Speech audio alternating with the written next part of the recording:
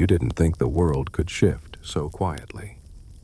It was the summer of 1938. The sky over your training grounds in Hampshire stretched wide and blue, peppered only by the passing of a slow-moving cloud or the distant hum of a postal plane. You had served 2 steady years in the British Army, and though you wore your uniform with quiet pride, your duties thus far had been predictable. Routine drills, orderly formations, and the occasional reminder to keep your boots polished bright enough to catch the morning sun. Each day had its rhythm. You woke with the whistle, jogged past hedgerows, and marched to the cadence of leather soles against gravel. The afternoons smelled of oil from the motor pool and the faint trace of tobacco from the officer's corner. Most evenings, you wrote letters. Your sister always responded with cheerful scrawls and terrible drawings of the family cat. And yet, something was stirring. You could feel it before you ever heard it. It came in whispers. First in the break room over lukewarm tea, then in the barracks hallway, folded between headlines on foreign speeches and uneasy treaties. The officers didn't say much, but you noticed how their glances lingered longer over maps now. The tone had shifted. The world beyond the channel was stirring, but the shape of it remained blurred and distant. Before we begin, take a moment to like the video and subscribe to get more such soothing stories. Dim the lights, maybe fluff your pillow, relax your entire body, and focus on my voice as we glide to the 1940s in an epic adventure of yours as a soldier in World War II.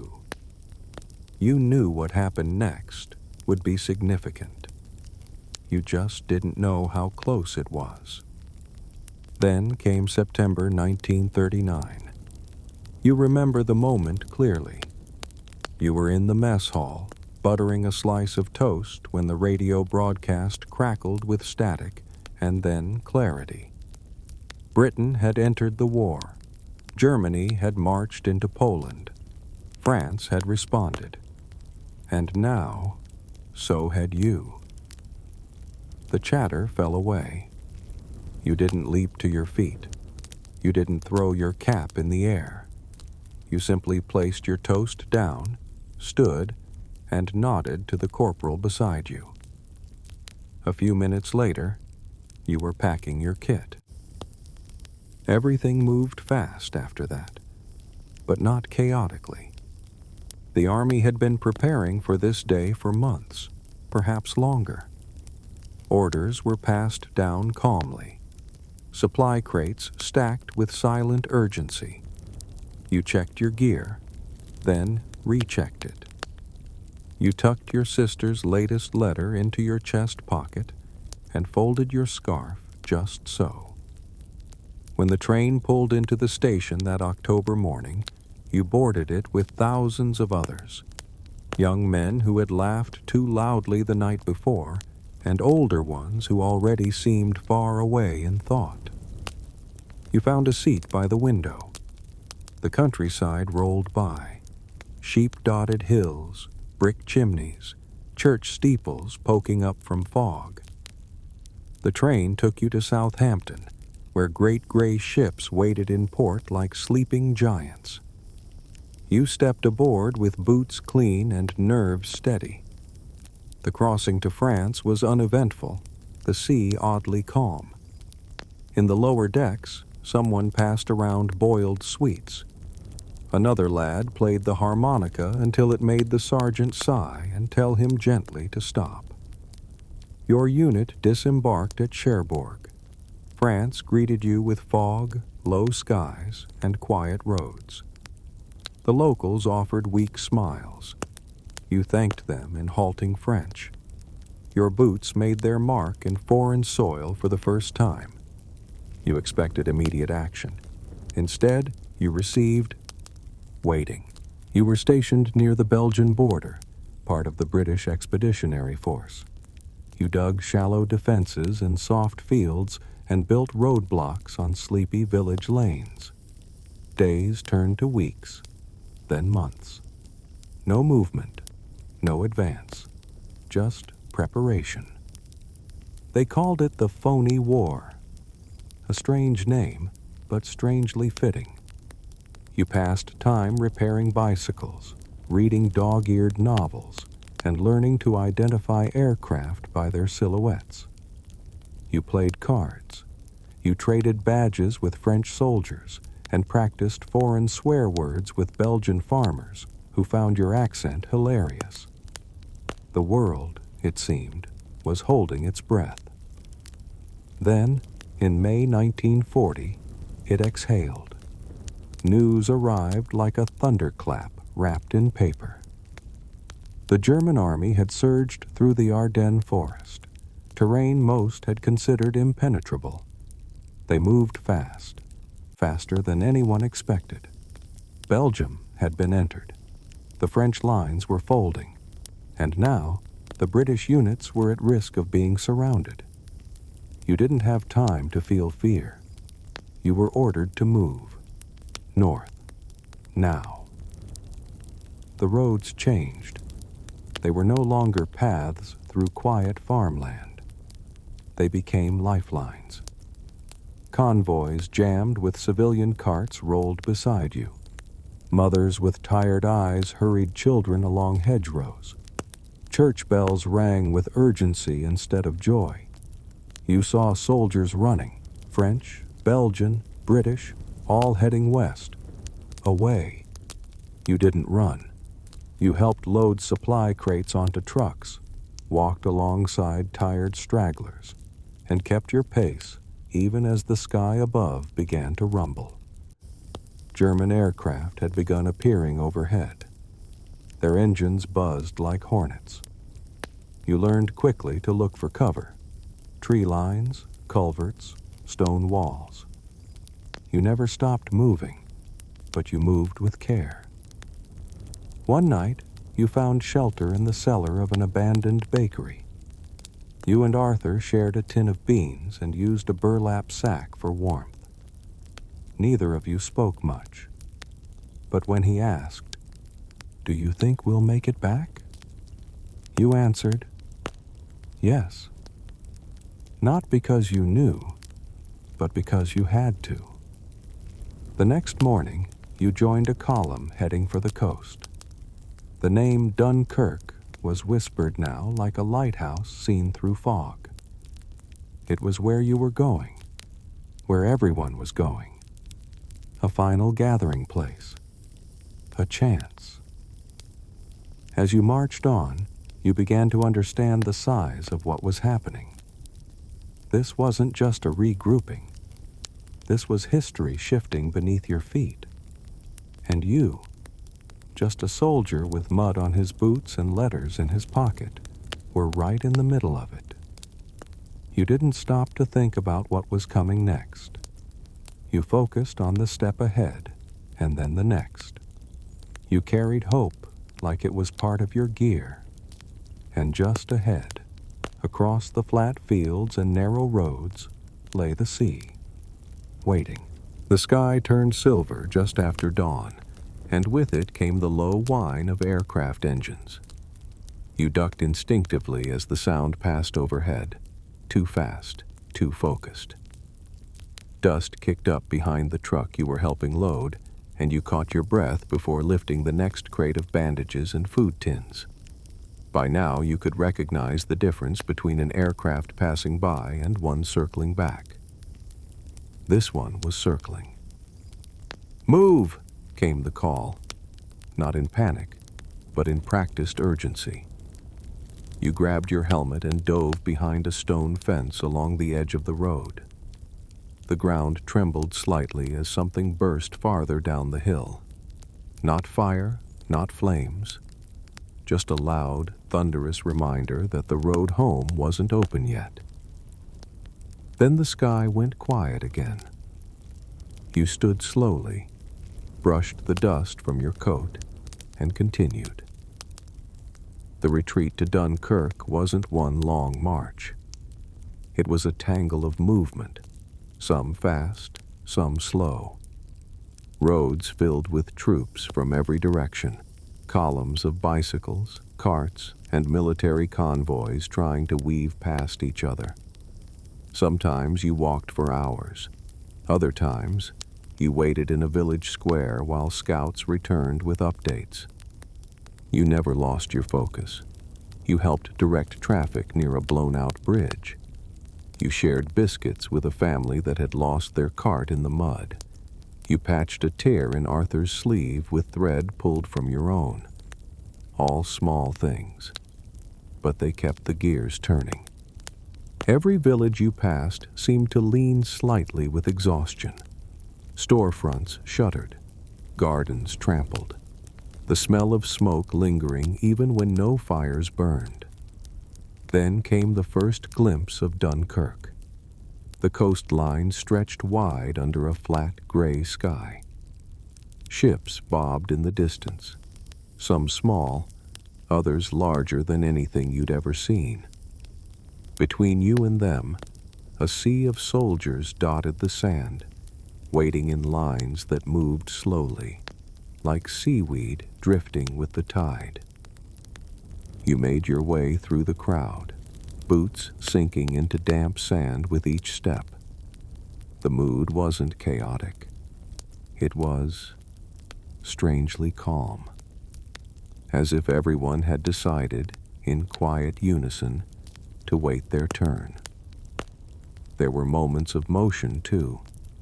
Officers calling out numbers, men boarding boats that crept up as close as they could, others wading waist-deep into the surf, arms above their heads, hoping to climb aboard a craft before it pulled away.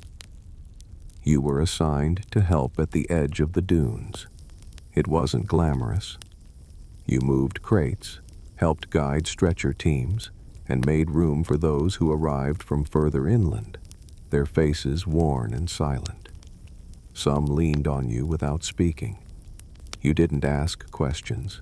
You just steadied them until they found their footing. The sky was rarely empty. Each time an aircraft appeared, you knew the drill. You dropped low, covered your head, waited. Once, after the all clear, you rose to find a soldier crouched beside you clutching a book. The pages were wet from the sand, but he hadn't let go. You helped him stand and offered him your scarf. He nodded, tucked the book inside his coat, and joined the line without a word. The boats came and went like tides. Some were large vessels sent by the Royal Navy. Others were fishing boats, pleasure yachts, ferries, every shape and size imaginable. You couldn't believe so many had answered the call. Civilians, volunteers, people who'd never worn a uniform sailing into danger because someone needed help. That idea stayed with you, even now. When your group was finally called, you rose, handed your spot to a limping sergeant, and waited for the next. Not because you were told to, but because you knew he needed it more. When your turn truly came, it was aboard a fishing trawler, paint peeling and deck slick with sea spray. You stepped aboard with 20 others, crammed shoulder to shoulder, packs still on your backs. No one spoke for a while. The boat bobbed gently as it turned away from the shore. You stood near the railing, watching the beach shrink behind you, lines of men still standing, still waiting. You didn't know how many would make it. You didn't know if you'd be sent back. You didn't even know where exactly you were headed. But you knew this much. You had been part of something that mattered. Not just escape, endurance. A holding of the line, not with walls or weapons, but with patience, kindness, and unshakable calm in the face of the storm. The wind picked up, and you pulled your collar tighter. England was ahead, the horizon wide open, and even if the war was far from over, you were going home, for now. You returned to England not with celebration, but with silence. The train station at Dover was quiet, except for the gentle murmur of footsteps on stone and the occasional barked order from officers directing groups inland. You and Arthur sat opposite each other in a half-full carriage, heads bowed, hands wrapped around lukewarm mugs of tea given to you by volunteers. There were no speeches, no banners, just the steady hum of wheels beneath you and the awareness that, somehow, your journey was not even halfway through. They sent you north, to a temporary barracks near Cambridge. Your first few days were filled with medical checks, restocking kits, and the quiet act of washing away weeks of salt, sand, and smoke. You remember scrubbing your boots for an hour without realizing it. The laces never quite came clean, but the rest didn't last. The warnings began with leaflets on the notice board, then briefings with charts and flight silhouettes. The enemy wasn't coming by land this time. They were coming through the clouds. The Battle of Britain had begun. Your new role wasn't on the beaches or in the hedgerows. You were assigned to an observation post along the southern coast, overlooking wide stretches of sky and sea. From your lookout station, little more than a concrete tower and a telephone line, you scanned the horizon with binoculars from dawn to dusk. At first, it was quiet. You'd jot down the occasional aircraft in your log. Single engine, northeast, low altitude. Then you'd brew tea, stretch your legs, and listen to the wireless crackling from inside the hut. But then the sightings grew more frequent. They came in groups, dark shapes sweeping across the sky like flocks of fast-moving birds. You'd lift the phone, speak the coordinates calmly, then watch as anti-aircraft gunners turned their barrels skyward. Sometimes you saw the dogfights from afar, curving trails of white smoke carving through the blue. Tiny shapes darting at impossible speeds, one chasing another until both disappeared into cloud or distance.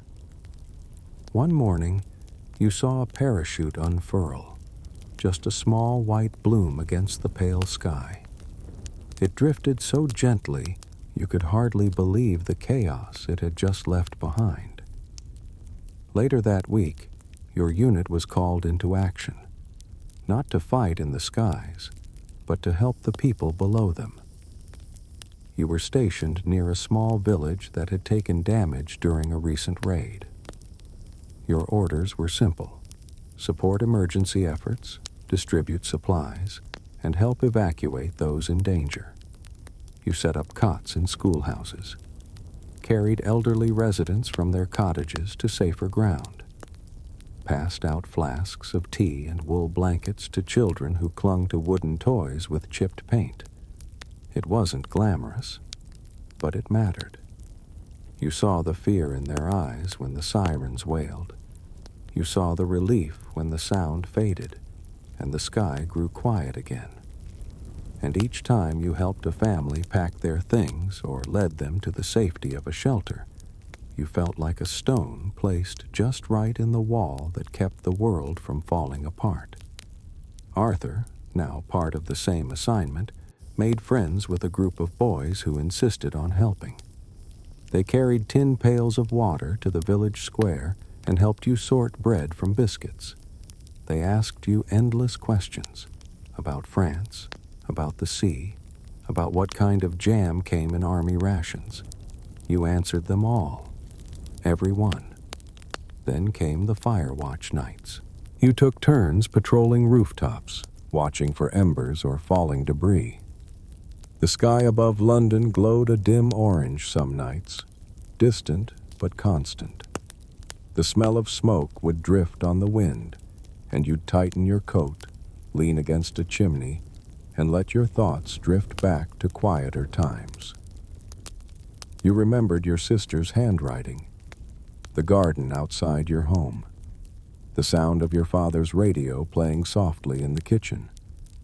And then you'd snap back to the present, always watchful, always ready to help. Not all your work was reaction. Much of it was preparation. You helped dig fire breaks in the woods behind the village, trained shopkeepers how to use water pumps, taught children where to go when the sirens sounded. You became part of the place, not just a soldier, but a guardian in a uniform that no longer looked new, but still felt right. And through it all, the skies remained a living presence above you. You never got used to the sound of planes overhead. But you learned how to listen. You learned which hums meant home and which meant danger. And you learned that even the quietest nights carried weight. By autumn, the pattern of raids began to shift. The sky grew colder, the days shorter. The enemy had not succeeded. Britain still stood. The fight in the clouds had turned the tide. The world didn't change overnight, but the fear that once curled around every window now started to loosen. You were called in for reassignment just after the first frost. You packed your bag, folded your blanket, and gave your thanks to the village elders. One of the boys slipped a carved wooden plane into your coat pocket. You didn't notice it until the train had already pulled away. You held it in your palm, ran your thumb along its tiny wings, and smiled. You had survived the beaches. You had watched the skies. And now, as the war prepared to shift once more, you prepared to shift with it. Because wherever you were needed next, you would go, boots ready, hands steady, and heart open. You didn't expect your next journey to start with heat. Blistering, golden, horizon-stretching heat. North Africa was nothing like the coasts of France or the cloudy hills of Britain. It welcomed you not with fog or rain, but with dry wind and skies so wide they made you feel as small as a grain of sand in a desert storm. You arrived by ship at the Egyptian port of Alexandria, greeted by soldiers wiping sweat from their brows and locals who eyed you with curiosity and practiced ease. Your boots hit hot stone as you disembarked, and the first breath you took tasted of dust, diesel, and spices carried on the wind. This wasn't a holding pattern. This was movement, action, purpose. You were now part of the 8th Army, and you could feel the energy humming in every corridor and depot. Britain, alongside troops from India, Australia, New Zealand, and more, had joined forces to challenge the German and Italian positions stretching across Libya and into Egypt. A campaign was unfolding, and you were right at its edge. Your first job was simple: support. You were tasked with helping maintain a convoy, transporting fuel, water, and essential supplies across long tracts of sand where roads didn't exist. Every journey required careful calculation. Too much water, and the truck slowed. Too little, and the risk was unthinkable. The desert had a rhythm you had to learn. You learned quickly. The days were scorching. The nights could turn cold enough to make your fingers stiff. Your goggles filled with dust. Your throat stayed dry. You grew used to sand finding its way into every fold of fabric, every seam of your boots, every bite of food. But there was beauty here too. Golden sunsets over wide dunes. Camels silhouetted in the distance. Silent sunrises where the sky turned soft pink before the heat returned. You shared tea with soldiers from across the empire, huddled under canvas awnings as stories passed from one voice to another, forming a new kind of brotherhood. You remember one driver from Bombay, Ravi. He taught you how to wrap a scarf to keep the sand out of your mouth and how to find the direction of the wind by watching how the dust curled at your feet. You taught him how to play blackjack with a packet of dried figs. You still think he let you win. Then came Operation Crusader, late 1941. A major push across Libya toward Tobruk, a key coastal city held by Commonwealth troops under siege. The plan was ambitious, complex. You weren't on the front line, but you were never far behind. Your job was to keep the convoys moving.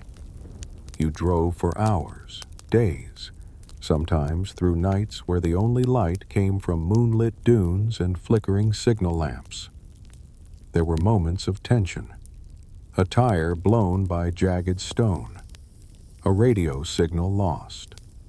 The low, distant rumble that made every soldier go still, head tilted toward the sound, trying to guess what came next.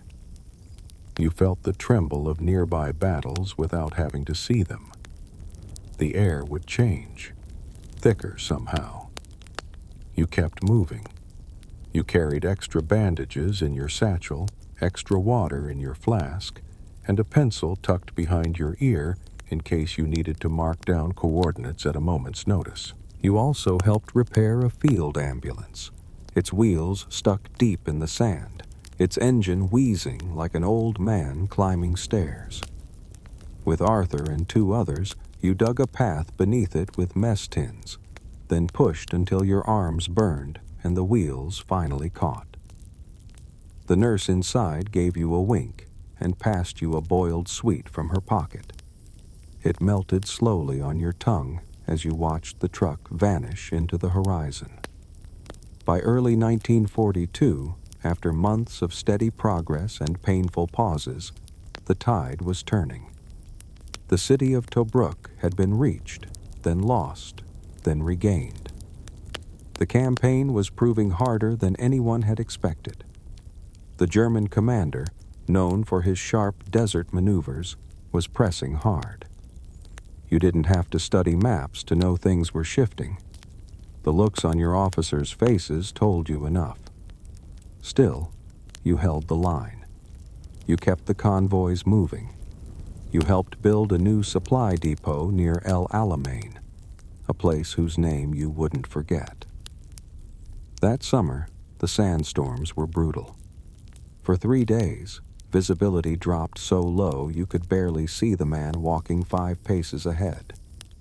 You tied wet cloth over your mouth, used a compass to guide your team to shelter, and waited. Time moved strangely in the storm, slow and granular. You counted the seconds between radio checks. When the storm lifted, the sun returned, but so did the pressure. Something was building. You were ordered to remain on standby. Trucks were packed and checked twice. Fuel drums were aligned in tight rows. Every soldier was issued a fresh canteen and extra rations. The rumors circled. Something big was coming, and you would be part of it.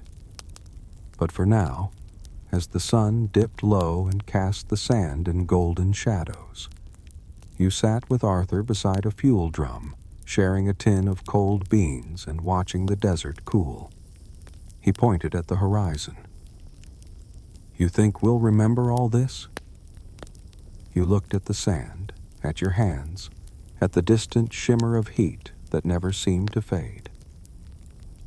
"I think it'll remember us," you said. And then the call came. The next phase of the war was beginning, and you were already on your way. You didn't sleep much the night before it began. The air over the desert felt charged. like the moment just before a summer storm breaks back home in England. Officers moved quietly between tents, their voices low, their words clipped. Maps were folded, rations double-checked. Engines murmured in the distance like the first notes of a drum line. You sat beneath the canvas awning of your truck, rolling a pencil between your fingers. Arthur was nearby, sharpening a blade that hadn't seen use in weeks. No one joked that night. No one needed to. You all knew this was it. The Second Battle of El Alamein was about to begin. You didn't need a calendar to mark the date. You could feel it. Everything about the camp had changed. You could hear it in the footsteps, see it in the way every hand trembled just slightly while tying laces or folding straps. And yet, the orders came as calmly as ever. Your role was clear: supply and recovery. You'd be driving fuel and water in behind the first few waves, then helping retrieve stranded equipment and wounded vehicles once it was safe to move. If it was safe to move. That evening, before the first wave went forward, you stood at the edge of the staging zone and looked out across the wide, dark desert. Miles of wire, dust, and silence lay between you and the enemy lines. But this wasn't a reckless charge. This was a plan forged over months, carefully drawn, tested, and retested. Just after midnight, the first signal came. It wasn't loud, just a coded flash of light, followed by a slow radio transmission. Then the desert lit up, not with fire, but with flares. Lines of tanks rolled forward, their silhouettes black against the pale red glow. Infantry advanced behind them, step by step. You stayed behind until the second call. When it came, you climbed into the cab of your truck, turned the key, and felt the vibration hum through your hands. You weren't alone. A convoy of 20 trucks moved with you, headlights off, eyes forward. The path had been cleared in the dark by engineers and sappers, narrow corridors through vast minefields marked by white-painted stones and ribbon flags that fluttered like ghosts. You gripped the wheel tightly. Each mile forward was like threading a needle in a sandstorm. But you made it. When the sun rose the next morning, the landscape was unrecognizable. Tracks crisscrossed the dunes.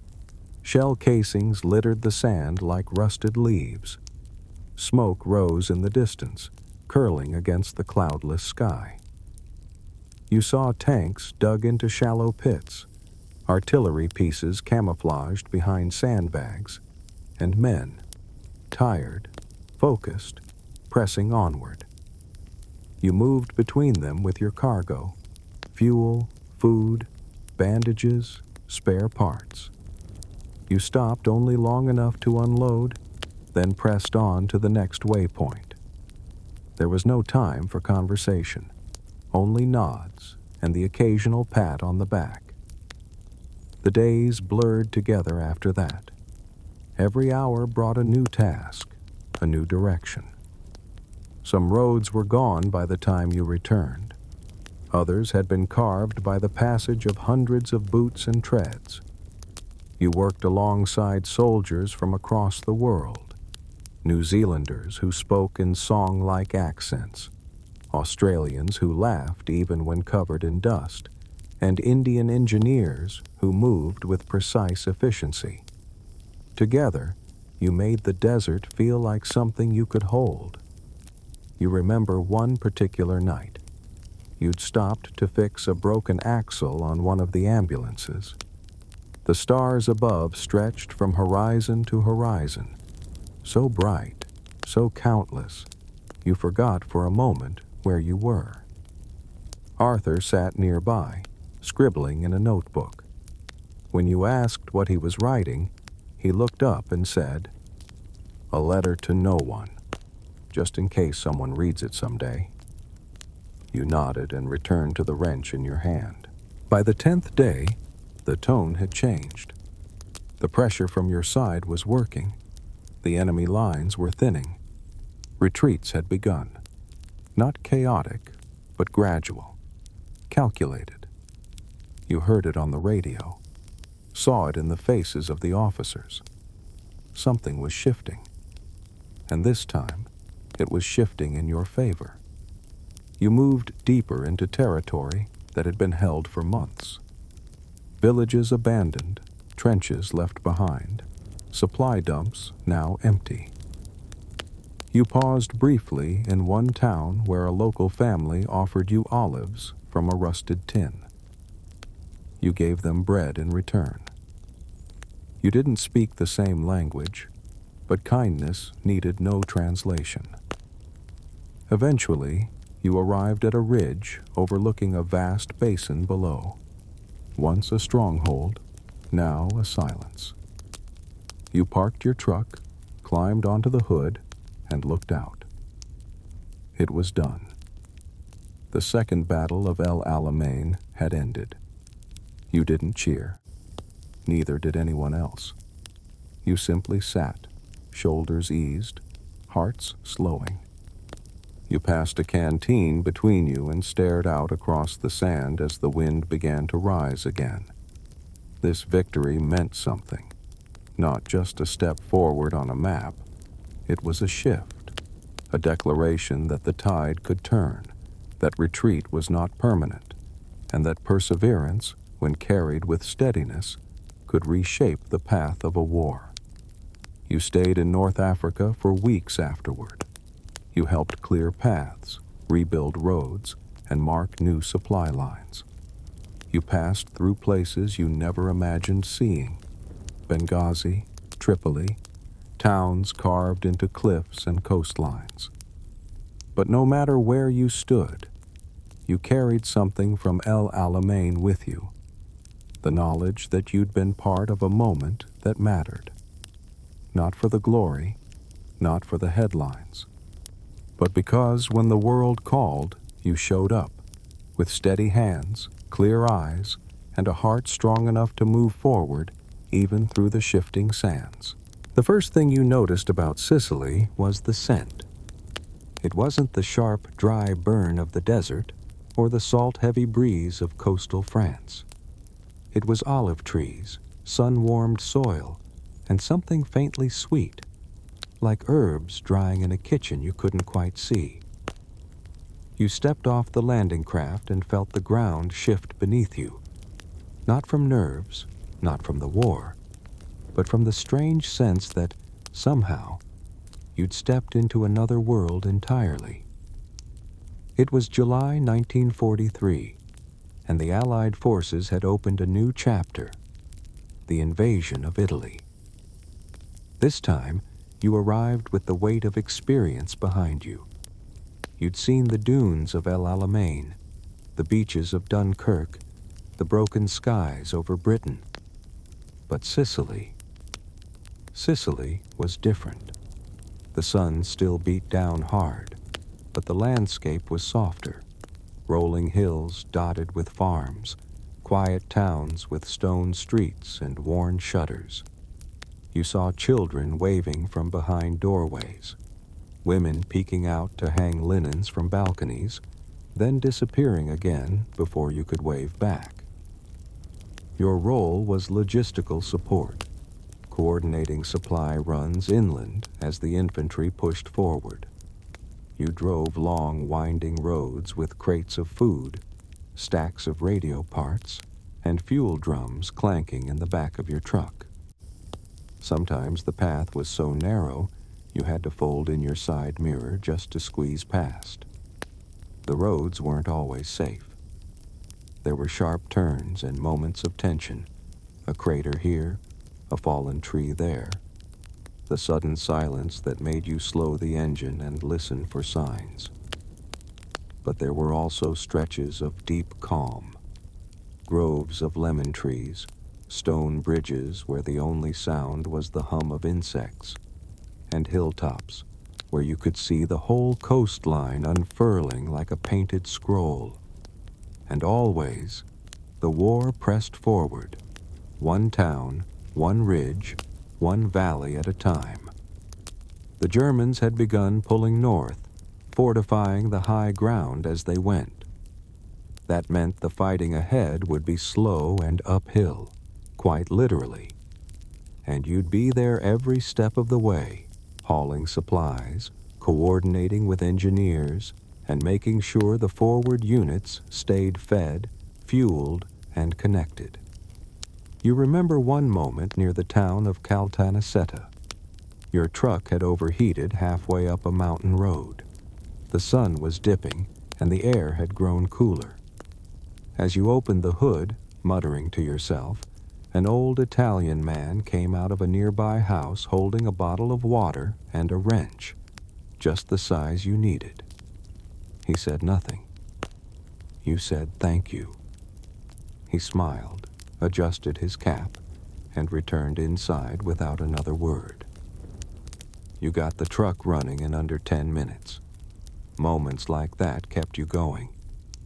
By September, you were in mainland Italy. The Salerno landing had taken place, and the advance north had begun. But Italy was a different challenge. Gone were the wide-open deserts.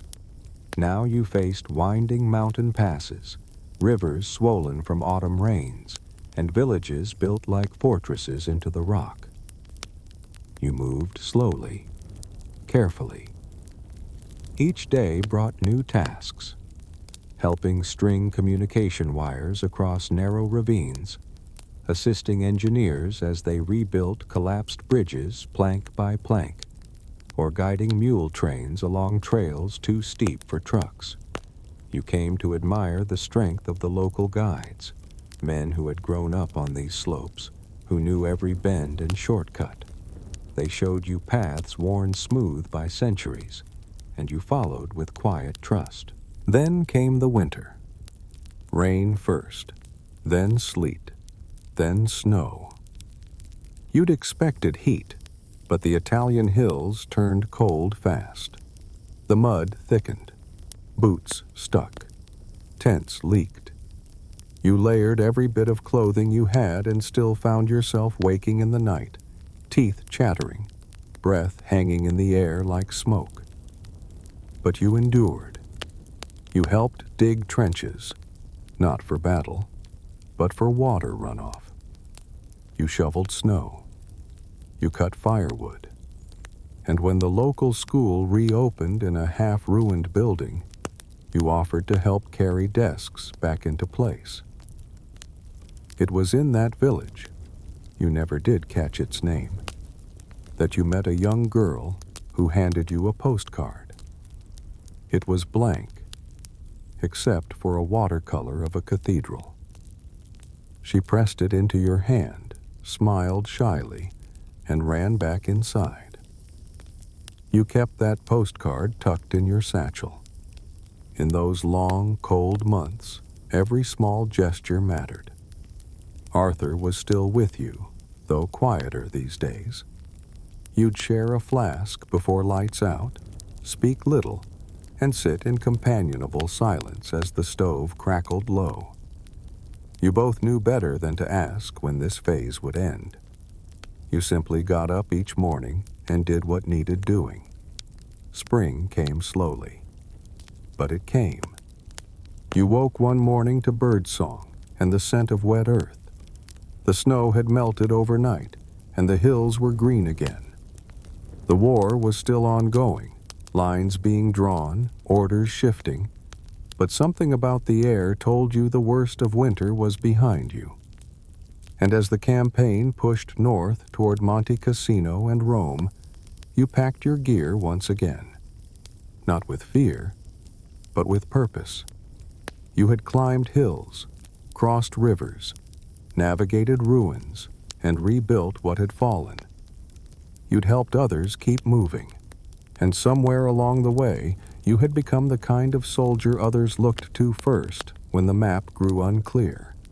The road ahead would still be long, but you were used to long roads, and you had no plans to stop walking. You heard its name long before you saw it: Monte Cassino.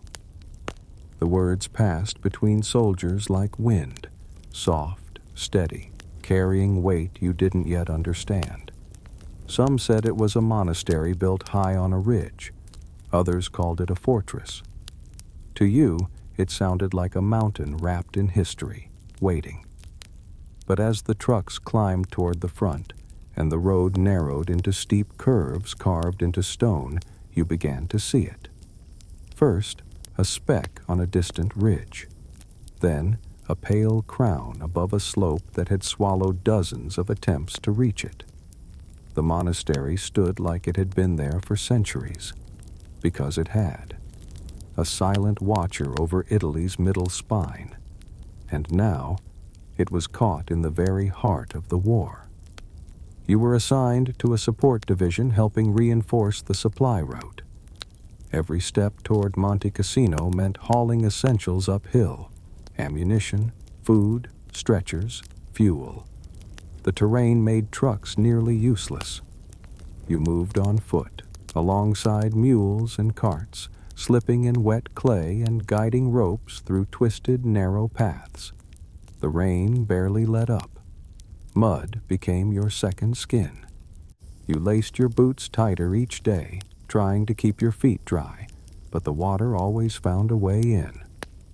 Even so, you pressed forward, one soaked boot step after another, because stopping wasn't an option. The sound never stopped either. Distant thunder from the ridge. Not natural thunder, the kind that rolled with force and echoed through the valley like an angry drum. You learned to recognize it quickly. The steady pounding meant the fight up top was still going. That meant your work below had to keep going too. Sometimes you moved with convoys. Other times you traveled alone, delivering dispatches or escorting medical teams to a forward station dug into the slope. You never asked what waited at the top. You just looked at the trail in front of you and kept moving. The village at the base of the mountain, Cassino itself, was no longer a village, not really. It was a ruin of brick and timber. Doors leaned off their hinges. Stones that once held homes now formed makeshift barriers. Still, you found kindness there. A family, still living in a cellar, passed you a bowl of hot soup one evening. You offered them half your rations in return. The mother waved you off. She simply pointed up the hill and said something you didn't fully understand, but you got the meaning. Come back down. You carried those words with you. Every day, new units rotated up the mountain. You helped where needed, guiding the path, lifting supplies, keeping the line connected between those climbing and those resting. Fog settled over the ridge often, swallowing sound and shape alike. Sometimes you walked a whole mile seeing nothing but the boots ahead of you. You remember one night clearly. You and Arthur were camped beside a low wall halfway up the slope. The monastery glowed in the moonlight above, still untouched by the storm around it. You sat on your packs, splitting a tin of peaches someone had saved for a moment just like this. "I heard it used to be a school," Arthur said. "For monks. Latin, philosophy, that sort of thing." You chewed slowly, then nodded. "What do you suppose they'd say?" he asked. "Seeing all this now." You didn't answer. You weren't sure you could. Because above you, that beautiful old place, so full of learning and history, was now part of the battlefield. Eventually, the day came. You weren't in the front wave, but you were close. Close enough to feel the ground tremble, to see the smoke rise thick and black. The monastery, once spared, was now under fire, heavily. The sky above it turned gray, then red, then back to gray again. No one cheered. No one watched with pride. You all stood still, listening. Then came the climb. You moved forward with stretcher teams, ready to pull back the injured from the ridgeline. The path was jagged, part rock, part ruin. There were no clear trails anymore. You stepped over broken stone, ducked beneath shattered trees, and whispered to those you passed, "Hold on." The top was chaos, walls gone, courtyards torn, that ancient silence replaced by boots, voices, orders. And yet, there was something sacred about it still. You paused at a stone column, half standing, its Latin inscription cracked but legible. You ran your fingers over the words, not reading, just feeling the weight of it. Then you stood, adjusted your pack, and got back to work. It took days before things settled, but eventually they did. The monastery was in Allied hands. The road to Rome had cracked open. The mountain behind you now stood quiet again, damaged, yes, but not defeated. And you were still standing. Your boots torn, your jacket stained, your hands blistered.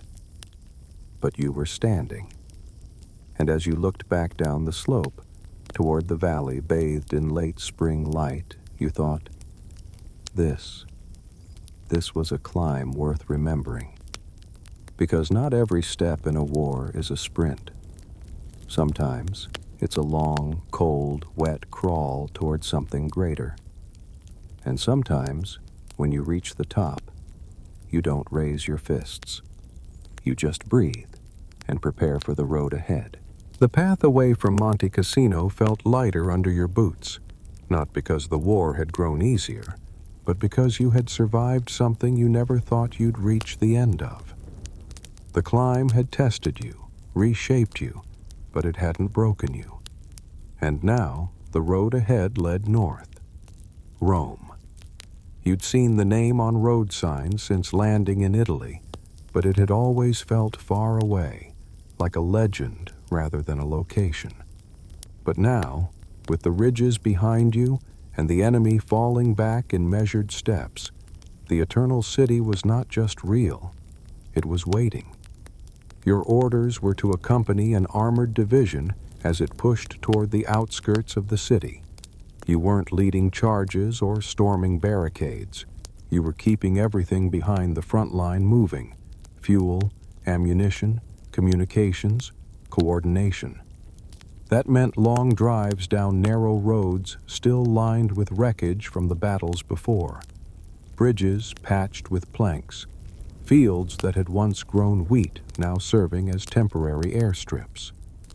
You passed tanks parked beneath olive trees and field hospitals nestled between ancient stone farmhouses.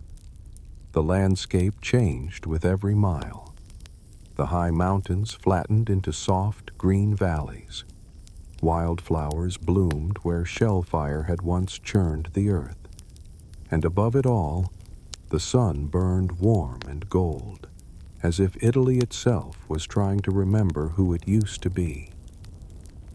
Civilians returned to the roads, carefully, cautiously. Children waved as your trucks passed. Old men stood by fences, watching you like a passing season. Women hung out laundry in defiance of the war's dust. You didn't need to understand the language to hear the message in their voices. Keep going. You're nearly there. By early June, your unit reached the outskirts of the city. You camped near a vineyard overlooking the low hills just south of Rome. The air was thick with grape blossoms, and in the distance, the city shimmered like a mirage. Domes, towers, pale rooftops that stretched endlessly in every direction. But getting in wouldn't be simple. The German forces still held ground north of the city, and were resisting every crossing and route. Small towns on the edge of Rome became staging points.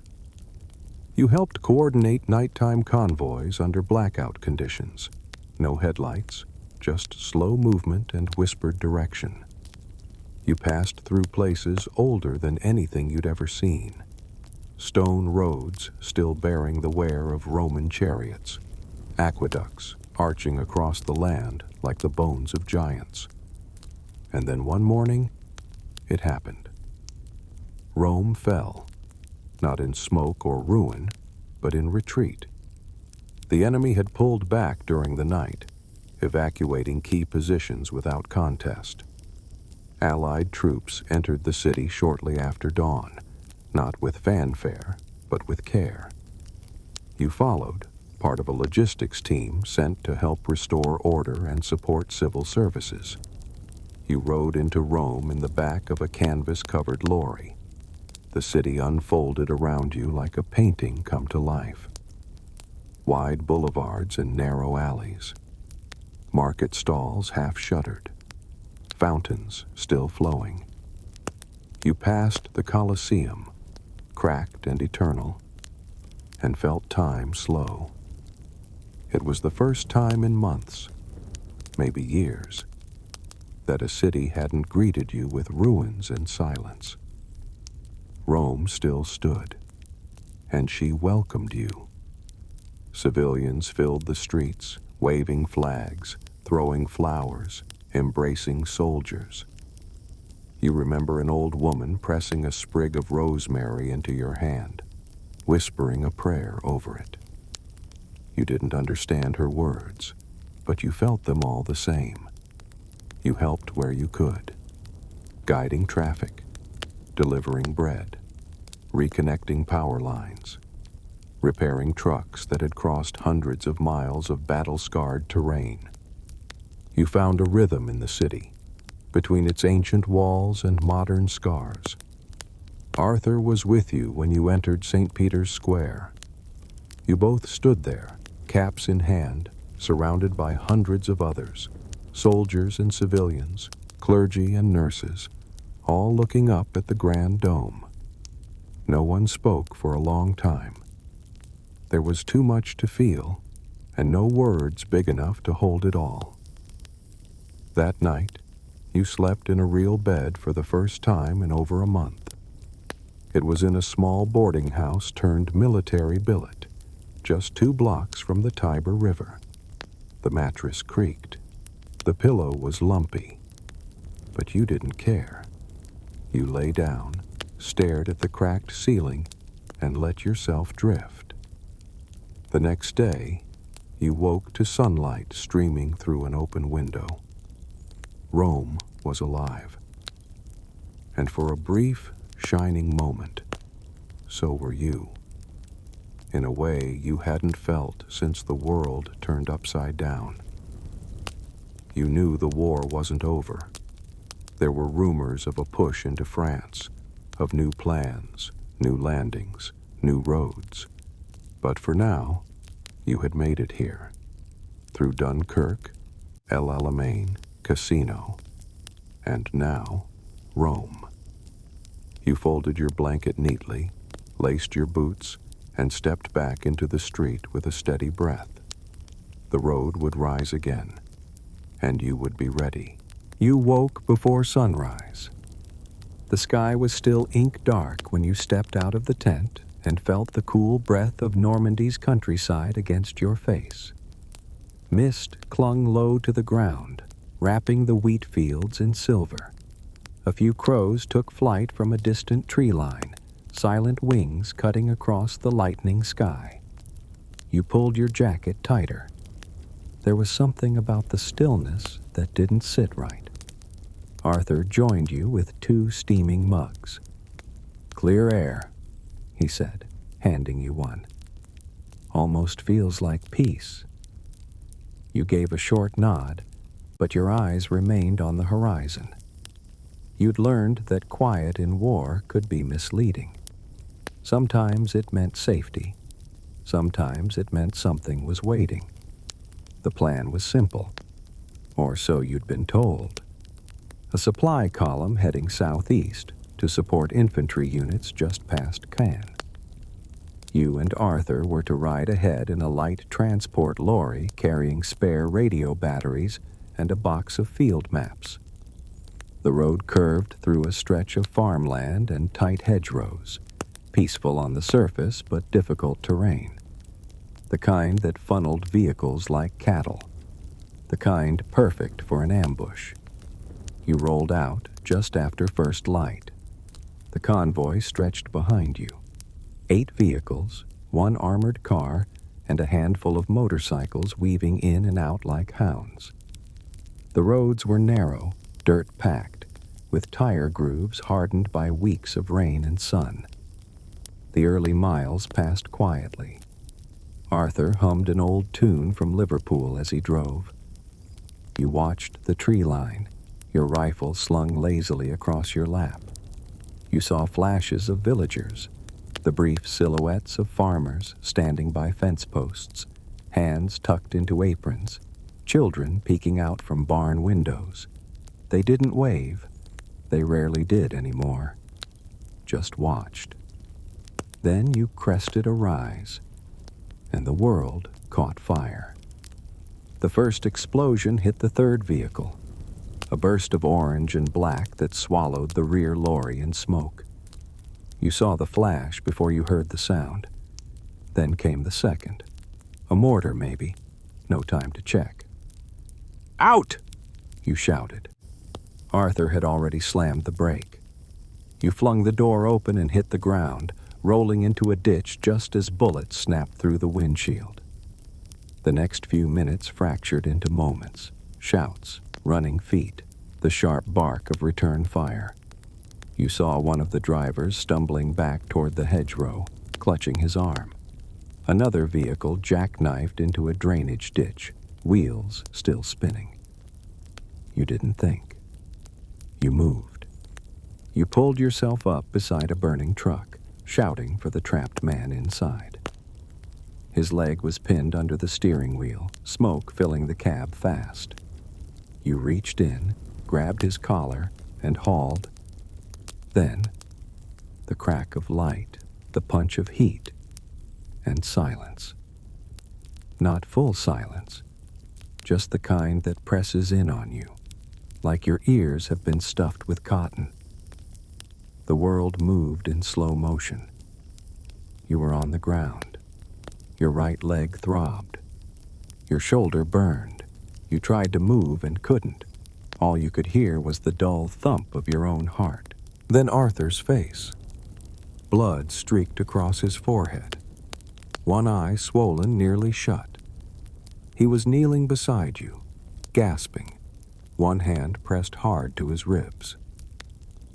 "Stay with me," he said, voice strained. "No sleeping. Not now." You tried to answer, but your mouth wouldn't work. All you could manage was a faint shake of your head. "I'm still here." More fire, more shouting. But it faded, slowly, as the medics arrived. You saw one kneel beside you, heard his voice through the fog. "Shrapnel to the leg, shoulders torn. Not critical." Then came the stretcher. Then the world went dark. You came back to the world under canvas. The field hospital was a repurposed chapel, its stained glass shattered, its pews pushed to the side. White sheets hung from wire lines to form makeshift walls. The air smelled of iodine and wet bandages. Somewhere, a wind-up gramophone played a faint, warbling melody. Your body ached. Not sharp pain, just deep, dull bruises layered across your limbs. Your right leg was splinted, your arm in a sling. You tried to sit up, but a soft voice stopped you. "Don't rush. You're stitched, not welded." You turned your head slowly. A nurse stood beside you, wrapping fresh linen around a glass bottle of saline. Her hair was pulled back beneath a crisp white cap. Her eyes were soft but tired, the kind of tired you only earn by standing between life and loss day after day. She noticed your look and smiled. "You're not the first to wake up like that. I'm Anna. And you are?" You cleared your throat. "Bill." "Well, Bill, welcome to the Not Dead Yet Club." You managed a dry chuckle. She scribbled something on a clipboard, then gently adjusted your blanket. You didn't protest. Across the aisle, another voice rasped, "You look worse than me, mate." Arthur. He was propped up with bandages around his chest and his head. His smile was lopsided, but real. "I told them we'd both walk out of this. Didn't say how straight." You stayed 3 days in the chapel, then a week, then another. The hospital moved twice, once to a barn outside Bayeux, then to a convent-turned triage post closer to the front. You weren't on the edge anymore. You were in the quiet middle, the strange pause between damage and duty. And somewhere in that pause, things changed. You grew used to the routine, the early morning checks, the evening stories whispered between cots, the sound of rain on canvas. Anna would check on you with her usual calm, occasionally slipping you extra biscuits with your tea. She had a laugh that could soften even the sharpest pain. Arthur, meanwhile, had taken a shine to a Scottish nurse named Evelyn. She was sharp-tongued, quick-witted, and endlessly patient with his bad jokes. "She's going to marry me, you know," he said one evening as you both lay under the dim glow of oil lamps. "You've known her 10 days. Plenty of time. I've seen battles end quicker." You didn't argue, because sometimes the heart knows long before the mind catches up. You recovered slowly, but surely. When you could finally walk without wincing, the orders came. You were cleared to return to your unit. You packed in silence, folding the blanket one last time, tucking a letter from Anna into your breast pocket. Arthur folded his too, slightly clumsier, one arm still healing. Evelyn kissed him once, then again. "I'll see you when this is done," she said. And somehow, you both believed her. When you climbed back into the truck, your rifle across your lap again, the world felt heavier, but not darker. You had seen what war could break, but also what it could reveal. Not just pain, but grace. Not just loss, but love. And as the engine roared to life, carrying you back to the fight, you didn't look back, because now you had something to carry forward. You returned to the front with stiff limbs, mended skin, and a strange warmth tucked somewhere between your ribs. A quiet ache not from your wounds, but from what you had left behind. The truck jostled along the rutted dirt road, trees blurring by in green and gold. You sat next to Arthur in the back, the wind tugging at your uniform sleeves. Neither of you spoke much. The road stretched ahead, but your thoughts stayed with the canvas walls of the field hospital, the quiet laugh of Anna, the look Evelyn gave Arthur when she thought no one was watching. It was strange how war gave you those moments, little sanctuaries inside a storm. But now, the storm waited once more. The Allies were still moving through France, pressing east toward Belgium and beyond. Your unit had already pushed forward while you were healing, and now you were playing catch-up, reassigned to a signals company supporting armored advances. You were met with familiar faces and quick salutes. The camp smelled of oil, hot metal, and smoke from the nearby cookhouse. Men moved with purpose, but the tone had shifted. There was momentum now. You could feel it. The war, once like a mountain looming above you, now felt like something you were chasing down. But chasing was no less dangerous than retreat. You saw it during your first night patrol. A sudden flash in the woods, a misstep, a shout, then silence, the kind that hollows your chest. You and Arthur kept your composure, but the nerves never fully left.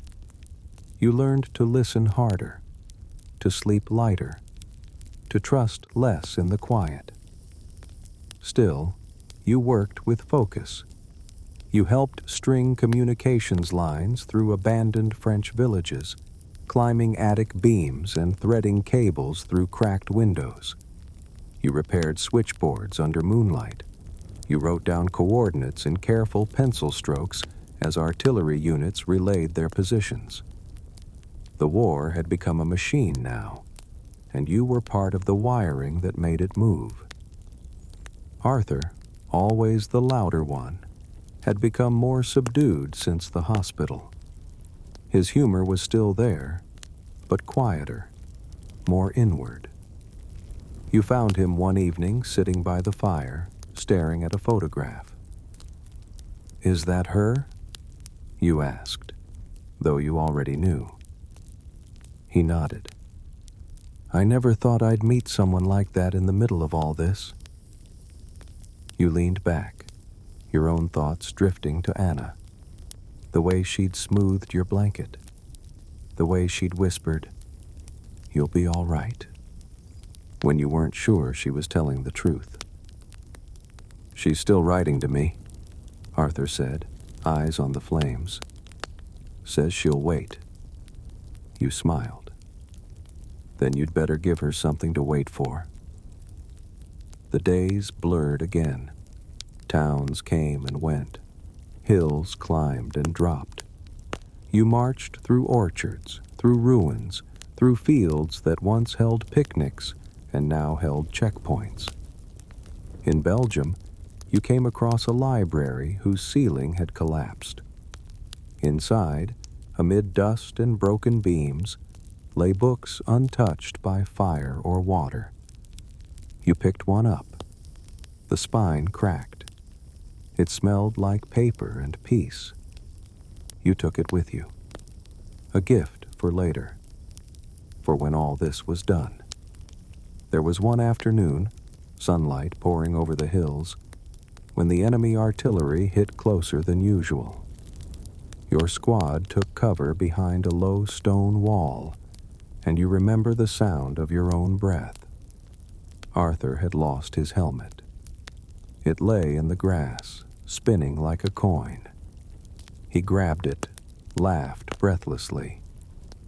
"Close enough to count," he said. You checked his arm for blood, found none, then exhaled. Moments like that stitched you to the earth again. The war didn't slow, but you got better at moving with it. You ate when you could, slept where you found space, laughed when the chance came.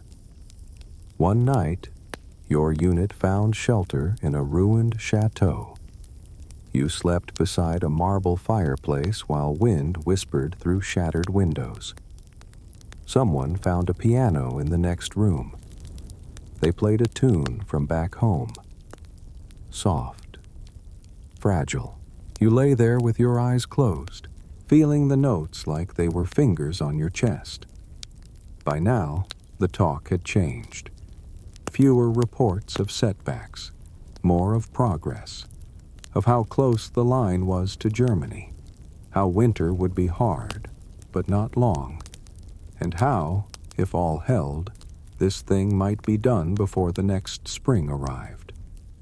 But you knew better than to count seasons. You counted faces, moments, letters. Anna's arrived once every 2 weeks. each folded neatly, written in a hand that you could now recognize from across the tent. She wrote about her work, about the towns she passed through, about the garden she planned to grow when she returned home. One letter ended with a line you read twice. "You never leave my thoughts, even when the world tries to pull you away." You carried that one in your inner coat pocket, next to your map. Arthur received his letters too. You watched the way he folded and unfolded them, how he traced the lines of Evelyn's signature with his thumb.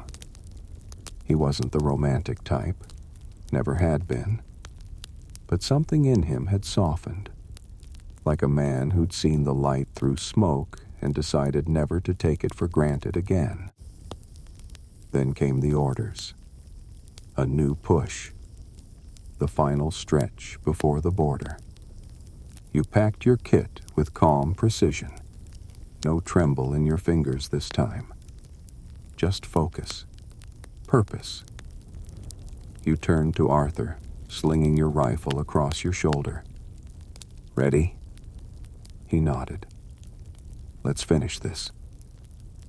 And the two of you stepped back into the wind, boots steady, hearts forward.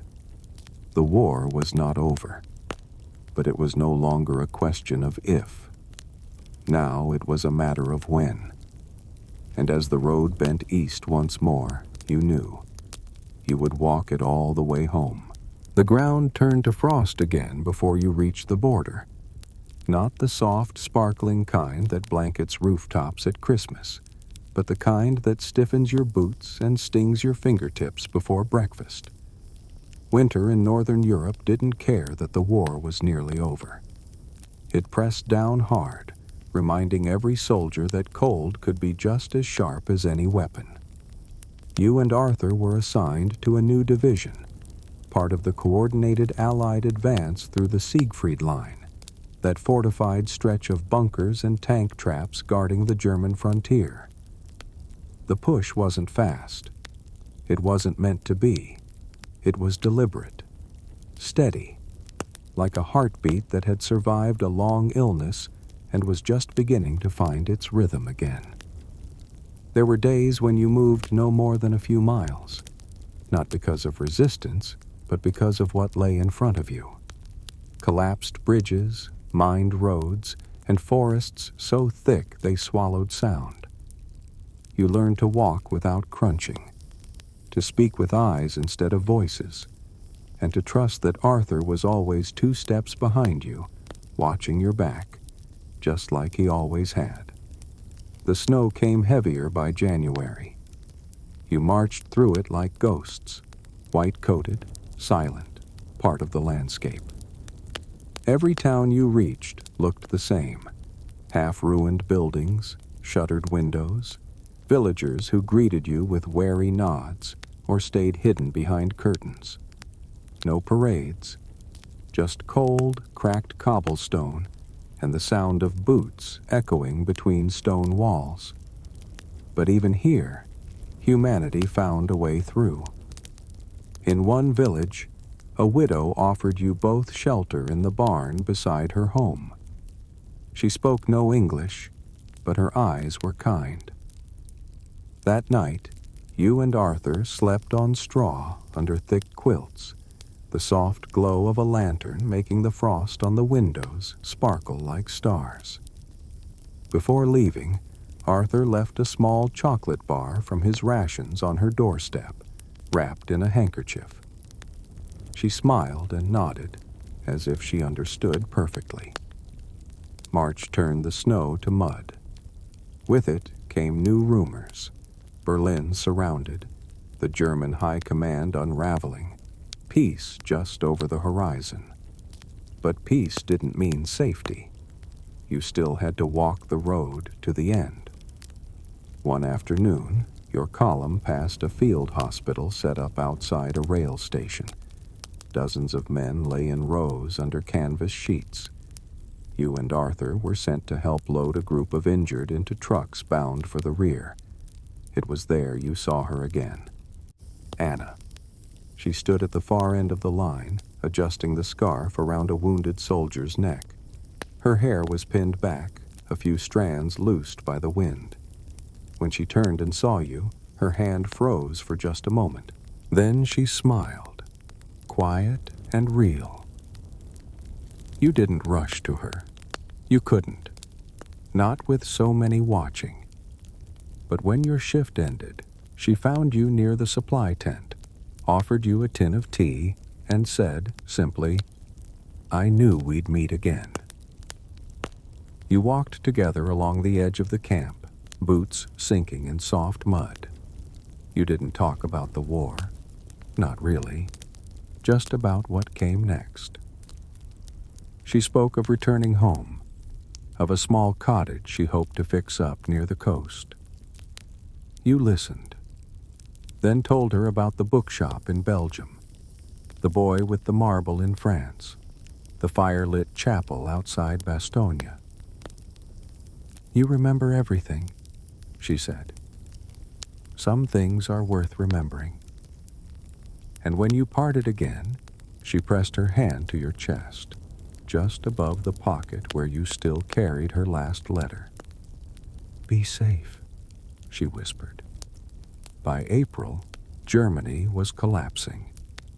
You crossed rivers on makeshift bridges, passed through cities reduced to rubble and ash. You saw the surrender in people's eyes before any white flags were raised. One by one, their weapons dropped. Their machines stood still. Their radios fell silent. Then, at last, the voice on the wireless. "The war in Europe is over." May 8th. Victory. But it didn't feel like fireworks.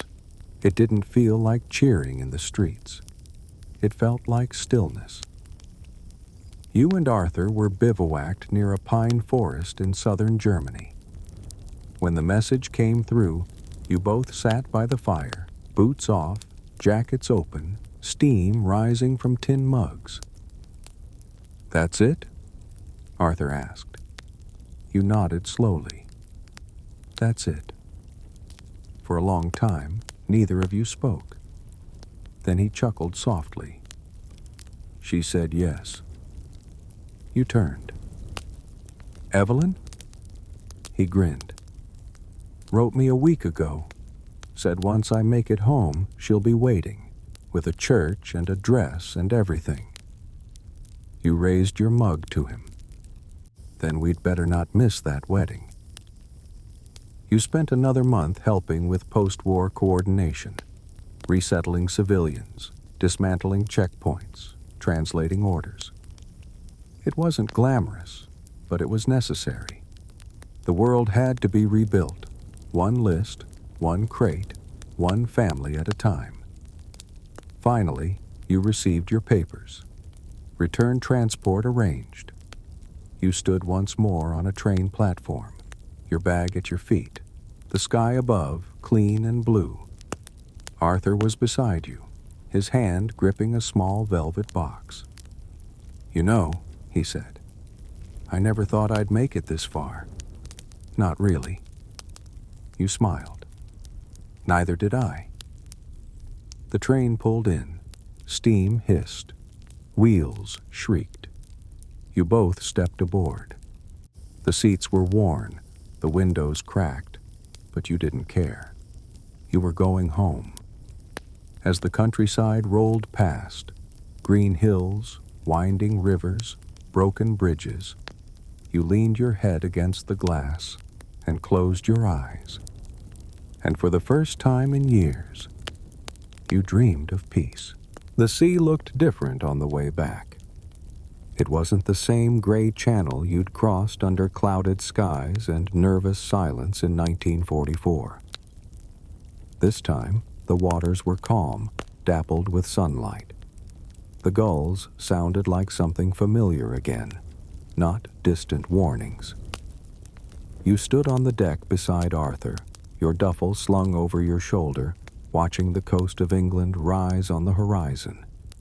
The air tasted like salt and coal smoke, and for once, it didn't remind you of marching orders.